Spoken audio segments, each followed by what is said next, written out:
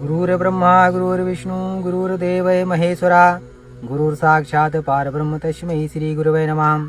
ध्यानमूलं गुरुमूर्ति पूजामूलं गुरुपदं मंत्रमूलं गुरुर्वाक्यमोक्षमूलं गुरुकृपां। त्वमेव माता च पिता त्वमेव बन्धुश्च त्वमेव विद्याद्रविणं त्वमेव शरणं मम देवदेव। सर्वधर्मान् परित्यज्य मामेकं शरणं व्रज अहं त्वा सर्वपापेभ्यो मोचयिष्यामि मा शुचः। नमस्कार महापुरुषों, हम लोग ग्रहों से होने वाले रोगों के बारे में जो अध्ययन प्रारंभ किए हैं उसमें अगली कड़ी है गुरु के द्वारा होने वाले रोग। गुरु द्वारा उत्पन्न होने वाले रोगों के अध्ययन करने से पहले हम लोग ये देखेंगे कि गुरु ये रोग कारक कब होगा। राहु गुरु की विषम स्थिति कौन सी होगी जिसके कारण से वो रोग उत्पन्न करेगा। जब राहु कतिपय कारणों से विषम स्थिति में हो, अशुभ स्थिति में हो, पापी ग्रहों के साथ हो, शत्रु क्षेत्री हो, शत्रु ग्रहों के साथ उनकी दृष्टि प्राप्त कर रहा हो, तो ये विभिन्न प्रकार के रोग उत्पन्न करता है। आकाश में स्थित ग्रहों के परिभ्रमण परिसंचरण के कारण पृथ्वी हमारी जो विभिन्न तारा मंडलों से होकर के नक्षत्र मंडलों से होकर गुजरती है और उन स्थितियों के नाते से आकाश मंडल में भिन्न भिन्न ग्रह अपनी अपनी नक्षत्र मंडलों में घूमते हुए दिखाई देते हैं। उनके कारण से धरती पर समस्त मानव जीवन प्रभावित होता है। उन मानव जीवन के लिए में शुभ या अशुभ हर प्रकार के फल प्राप्त होते हैं। ब्रह्मा जी का बनाया हुआ ये मानव समाज लाभ हानि जस अपजस जन्म मृत्यु आदि प्रकार के भावों को प्राप्त होता है। हर प्रकार के लाभ और हानि दोनों को प्राप्त होता है। अपने अपने कर्मानुसार सभी मनुष्य समुदाय विभिन्न प्रकार से अपने कर्मों का फल भोगते हुए जीवित रहते हैं और उनके जन्म और मृत्यु की डेट निश्चित कर रखे हैं। भगवान ब्रह्मा की गारंटी है, वही जो है समस्त प्राणी समुदायों को उत्पन्न करते हैं, सबकी रक्षा करते हैं।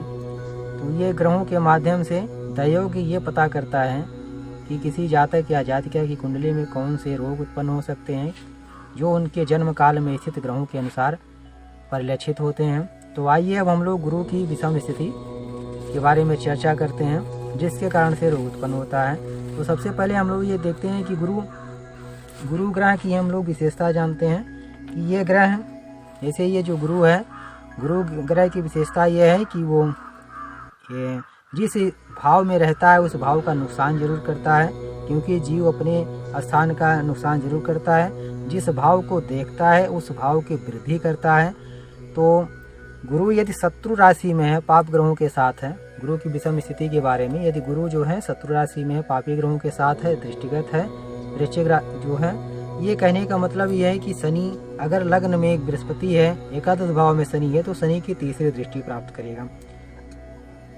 यदि लग्न में बृहस्पति शत्रु राशि का बृहस्पति है, सप्तम भाव पे शनि है, तो उस समय शनि की दृष्टि सातवीं दृष्टि प्राप्त करेगा। ये अगर चतुर्थ भाव में शनि है तो 10वीं दृष्टि लग्न पर प्राप्त होगी और उस समय जो है बृहस्पति जो है पापी ग्रहों से दृष्ट होगा। मंगल की चौथी, 8वीं और 7वीं दृष्टि होती है। यदि जो है गुरु पर शत्रु क्षेत्रीय गुरु पर मंगल की दृष्टि बन रही है, शनि की दृष्टि प्राप्त हो रही है, तो इस राहु के साथ स्थिति है, तो ये गुरु की विषम स्थितियाँ बन जाती हैं और जिस भाव में रहता है गुरु वहाँ पे नुकसान करता है। मान लीजिए कि यहाँ लग्न पर गुरु शत्रु राशि में है, तो वहाँ पर जो है शनि एकादश भाव में है या सप्तम भाव पे है या जो है चतुर्थ भाव में है, और जो है मंगल अगर अष्टम भाव में है या जो है 10वें भाव में है, तो इस प्रकार से लग्न को प्रभावित करेंगे।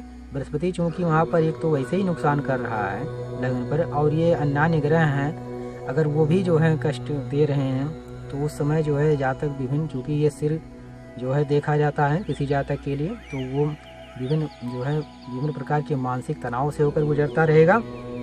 अब हम लोग जो है आगे देखते हैं कि ये जो है ये पहली स्थिति हम लोगों ने जानी कि जब गुरु की विषम स्थिति होगी। दूसरी स्थिति है कि वृश्चिक राशि में यदि शनि गुरु है और दूसरे भाव में है, चूँकि दूसरा भाव धन कारक होता ही है, धन भाव देखा जाता है। अब यहाँ पर बृहस्पति आ जाए तो होता क्या है कि बृहस्पति द्वितीय भाव में हो तो धन भाव का नुकसान करेगा, ससुराल भाव का नुकसान करेगा, नाक जो है आँख का नुकसान करेगा।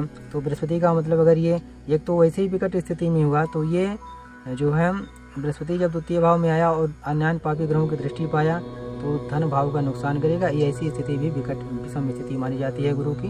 अगर मिथुन राशि का गुरु तृतीय भाव में हो, कन्या राशि का गुरु 6वें भाव में हो, तो इन स्थितियों में भी बृहस्पति जो है, क्योंकि तृतीय भाव में बृहस्पति जातक को कृपण बनाता है, मतलब कंजूस होते हैं। 6वें भाव में चूंकि रोग का भाव होता है, यहाँ पर अगर बृहस्पति शत्रु राशि का हो जाए तो यह विभिन्न प्रकार के रोग, गुप्त शत्रु आदि जो है उत्पन्न कर देता है, तो ये भी विकट स्थिति उत्पन्न हो जाती है। और बृहस्पति जो कि हम जानते हैं मकर राशि में नीच का होता है, और मकर राशि का गुरु जो है किसी भी भाव में हो तो भी वो हमेशा नुकसान करता ही करता है। अब जो है एक चीज़ देखते हैं हम लोग कि मकर राशि का गुरु हो, राहु हो, 7वें भाव में या 10वें भाव में हो। 7वां भाव हम जानते हैं कि विवाह का कारण होता है, विवाह भाव जो 7वां भाव में होता है।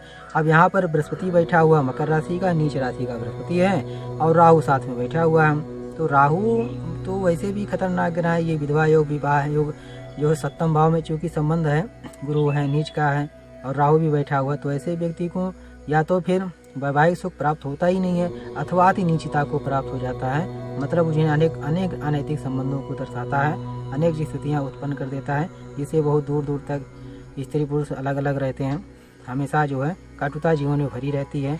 8वें भाव में यदि बृहस्पति हो जाए, क्योंकि ये दुर्घटना आयु का कारक है, आयु भाव में नीच का बृहस्पति हो और उस समय जो है राहु हो, तो ऐसी स्थिति में जातक को विभिन्न प्रकार के ऐसे रोग हो जाते हैं, दुर्घटनाएं हो जाती हैं, लोग जहर देकर मारना चाहते हैं, अन्य प्रकार की और भी बहुत सारे योग बनते रहते हैं। तो ये हम लोगों ने जो अध्ययन किया है कि गुरु की विषम स्थिति क्या है, उन विषम स्थितियों के नाते से जो है ये जो है बृहस्पति विभिन्न प्रकार के रोग जो उत्पन्न करता है, आइए उस पर हम लोग चर्चा करें।